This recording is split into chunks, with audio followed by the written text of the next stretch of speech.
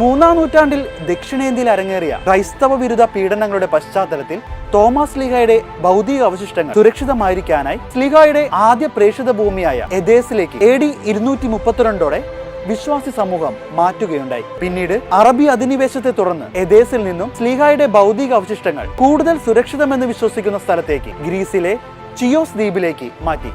പിന്നീട് 1258 ഇറ്റലിയിൽ നിന്നുള്ള സായുധ സേനകൾ ചിയോസ് ദ്വീപ് എത്തുന്നതുവരെ തോമാസ് ശ്ലീഹായുടെ ഭൗതിക അവശിഷ്ടങ്ങൾ അവിടെ സൂക്ഷിക്കപ്പെട്ടു. തുർക്കികളുടെ അധിനിവേശത്തിൽ നിന്നും ശ്ലീഹായുടെ പൂജ അവശിഷ്ടങ്ങൾ സംരക്ഷിക്കാനായി അവർ ഗ്രീസിലെ ചിയോസ് ദ്വീപിൽ നിന്നും തോമാസ് ശ്ലീഹായുടെ അസ്ഥികളും അവ മൂടിയ മാർബിൾ ഫലകവും കപ്പലിൽ ഇറ്റലിയിലേക്ക് കൊണ്ടുപോയി. 1258 സെപ്റ്റംബർ 6 അവർ ഇറ്റലിയിലെ ഓർത്തോണ തുറമുഖത്തെത്തി. ജനക്കൂട്ടത്തിന്റെ അകമ്പടിയോടെ അസ്ഥികളും പൂജ അവശിഷ്ടങ്ങളും ഘോഷയാത്രയായി അവിടെയുള്ള മാതാവിന്റെ നാമത്തിലുള്ള സാന്താ മരിയ ദെല്ലി ആഞ്ചല എന്ന പള്ളിയിലേക്ക് കൊണ്ടുപോയി അവിടെ പ്രതിഷ്ഠിച്ചു.